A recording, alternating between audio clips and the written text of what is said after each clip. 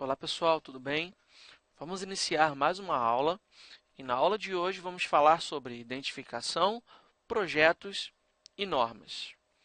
Muito bem, quando nós estamos identificando, uma rede que foi implementada, existe uma norma que é a norma ANSI TIA 606 e o objetivo dessa norma é padronizar como será a identificação das etiquetas que nós vamos colocar lá no nosso ambiente. Nós vamos falar sobre alguns tipos de identificação, de acordo com a estrutura que estamos montando. Vale ressaltar que o índice de complexidade de cada etiqueta ele vai variar em função do índice de complexidade da topologia da sua rede. E também gostaria de salientar que essa norma ela não é uma norma de imposição, né? Significa que você não está obrigado a seguir a norma 606, mas caso você queira estabelecer um padrão em uma rede, principalmente se for uma rede muito grande e complexa, onde existe uma grande variedade de analistas, né, que trabalham aí em cima dessa rede, é importante que você siga de fato um padrão para facilitar a identificação por parte de todos os analistas que estão trabalhando na sua empresa. Então, de acordo com a TIA 606, ela define 6 componentes essenciais, que são os identificadores, ou seja, envolve toda a cadeia de caracteres que você vai utilizar para identificar a sua rede, as etiquetas de identificação, os registros, os relatórios, os desenhos dos diagramas e as ordens de serviço. Então, a recomendação é que seja utilizado um tipo de cor específico ou na sua etiqueta ou na fonte da etiqueta para um tipo de aplicação. Então, nós temos a cor laranja, que identifica o cabo de entrada de telecomunicações, a cor verde, que identifica os cabos da sua concessionária, a cor violeta, que identifica os equipamentos, como por exemplo o PABX, né? A cor cinza, que identifica a rede primária de segundo nível, que é a comunicação entre os armários de telecomunicações, a cor branca para a rede primária, a cor azul para as terminações da mídia das estações de trabalho, a cor marrom, que vai identificar o backbone entre os edifícios, caso você tenha uma rede de campos, e a cor amarela, que identifica os circuitos auxiliares e alarmes. Então, pessoal, essas cores, obviamente, elas vão identificar ou melhor, elas vão facilitar a identificação dos determinados equipamentos que você vai etiquetar lá na sua rede. É claro que eu volto a salientar que isso não é uma imposição, né? Isso aí vai te ajudar bastante na hora da identificação, mas você não está obrigado a seguir a todas essas regras. Bom, e aí nós também temos códigos específicos, né, que vão identificar cada tipo de componente que você vai utilizar na sua rede. Então, por exemplo, o código SD para o edifício sede, A1 para o anexo 1, A2 para o anexo 2. Se for no subsolo, você utiliza o código SS. Para o térreo, 00. Para o primeiro, segundo, terceiro pavimento, você vai subindo numericamente o código, né? 01, 02, 03. ET para estações de trabalho, PP para o PET panel principal. PID para o ponto de consolidação de dados, né?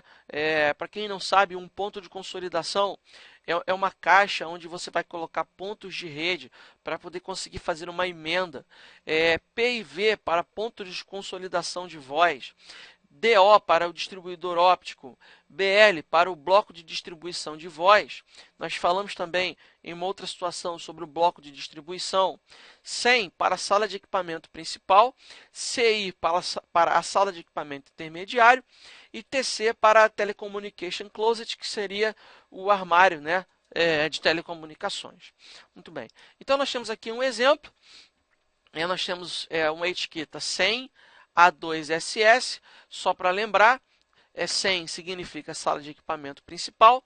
Então, essa etiqueta ela vai identificar a sala de equipamento principal, que se encontra no anexo 2, o A2 aqui, e também se encontra no subsolo, porque nós temos o SS, e nós temos aqui outros exemplos, né?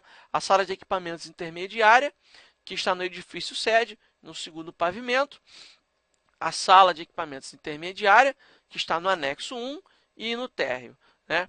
E nós temos também aqui o exemplo de um armário de telecomunicações, que está no edifício sede, primeiro andar, segundo andar e térreo, né? Então, pessoal, utilizar esse tipo de identificação e essa codificação, ela pode facilitar bastante a sua vida se você está trabalhando em uma empresa aí, cuja topologia é bem grande, é complexa, que envolve vários andares de um prédio ou mesmo uma rede de campos. Você vai ter aí uma padronização que vai facilitar muito na hora de fazer troubleshoot. Nós temos aqui também outro exemplo, onde eu tenho o patch panel principal, que se encontra no edifício sede, o segundo pavimento, e a porta do patch panel é a porta 1, nesse caso, e a porta 24, nesse caso aqui, né? Bom, nós temos um distribuidor óptico, que está na sede, segundo pavimento, porta 1 e porta 2, com essa codificação aqui, DOSD 0201, né? Então, é mais um exemplo que identifica aí, a codificação na etiquetinha lá que você vai colocar. Nós temos vários outros exemplos aqui. Bom,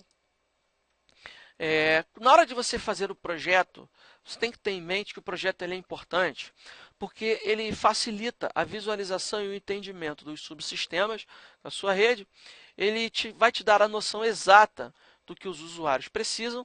Ele facilita as mudanças enquanto projeto, facilita as mudanças de layout e atende também às normativas e padronizações e, obviamente, identifica qual é o investimento de dinheiro de acordo com o seu projeto, nada mais, nada menos, será aí investido na sua estrutura. Na hora de elaborar o projeto, você tem que ter em mente, né, que essa elaboração ela é precisa, porque nós devemos dimensionar corretamente qual é a largura de banda que será utilizada na sua rede. Obviamente, para mensurar a dimensão da quantidade de largura de banda, tudo vai girar em torno das aplicações que já estão em uso e também identificar aplicações futuras também é altamente recomendado, né? E o ciclo de vida da rede é algo também essencial para que nós possamos dimensionar aí, de acordo com a situação financeira também da empresa onde você está implementando o seu projeto. E aí, a elaboração do projeto ela envolve, primeiro, a distribuição do caminho dos cabos, né? Você vai, nesse caso aí, verificar se será usada canaleta, dutos, conduítes, eletrocalhas e por aí vai. A compatibilização do projeto de cabeamento e elétrico, isso também é muito importante, né?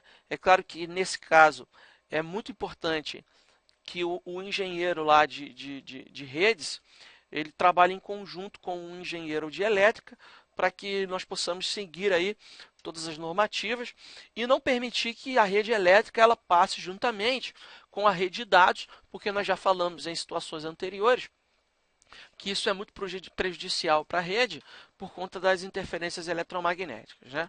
Bom, tornar compatível o projeto do cabeamento com circuitos de TV e som, obviamente isso também está incluso aí na elaboração do projeto.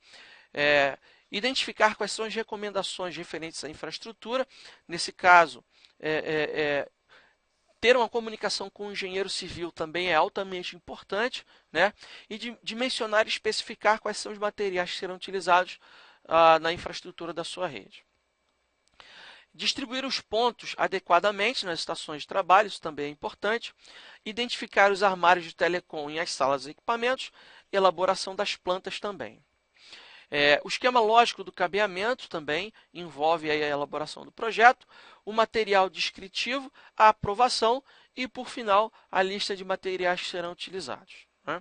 A execução do projeto envolve a execução da infraestrutura, a questão da obra civil, né? Obviamente, nós sabemos que quando você vai passar por eletrodutos, deverão ser feitos rasgos nas paredes para que sejam introduzidos aí os eletrodutos e que eles sejam embutidos na parede. Tudo isso envolve obra civil. Analisar também por onde vão passar as caixas de passagens, né? Nós já falamos sobre a importância de você ter caixas de passagens em ambientes onde o cabeamento é muito grande. O projeto elétrico também deve ser analisado em conjunto com o projeto de dados. A verificação e a aprovação do local e a liberação do local para implantação, obviamente que isso também é muito importante. A implantação envolve o lançamento dos cabos, o layout e a montagem dos racks e dos suportes serão instalados na sua rede, o layout e as montagens dos blocos, os painéis distribuidores e também patch panel, tudo isso envolve já a fase final, né, que é a fase de implantação. A conectorização, montagem das tomadas e a identificação dos pontos também deve ser feita aí nessa fase de implantação.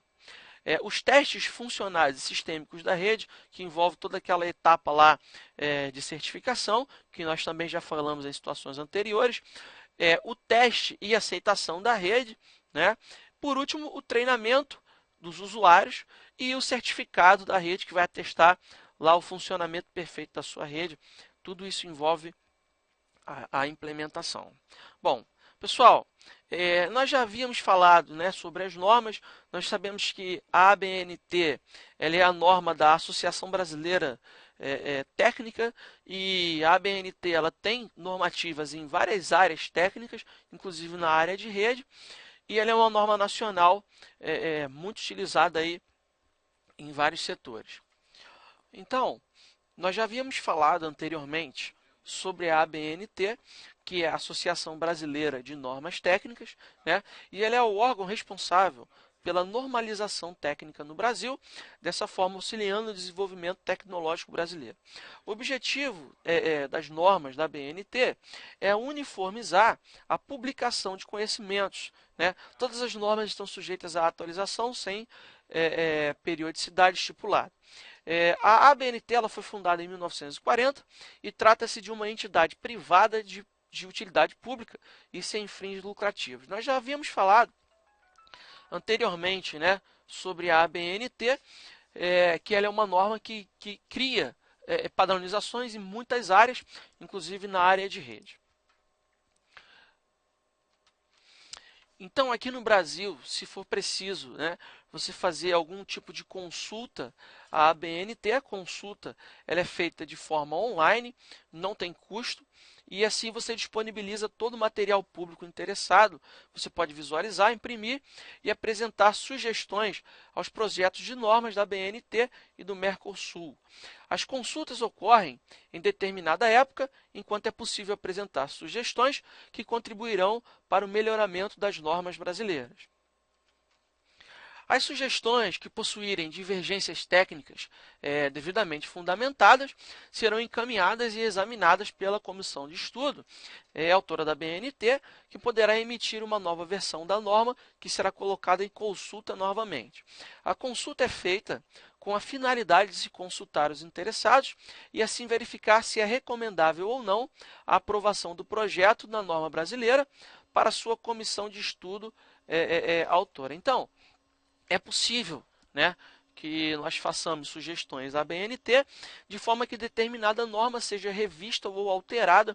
Obviamente, esse é um processo natural que ao longo do tempo ocorre de forma que a norma ela venha corresponder mais com a realidade e com um produto 100% eficaz, né?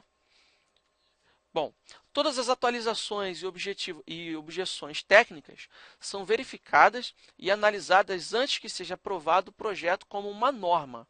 E no caso de objeções técnicas serem aceitas pela comissão de estudo autora, a comissão de estudo autora desenvolverá um segundo projeto para verificação dos interessados na norma nas mesmas condições deste. Caso contrário, ele passará à condição de norma brasileira. Pessoal, olha só. Existe aí o site, né, da BNT, que é o www.abnt.org.br, e você pode dar uma olhada aí nesse site para visualizar todas as áreas que a BNT ela está envolvida e todas as criações de normativas que estão em andamento da BNT. Nós ficamos por aqui em mais uma aula.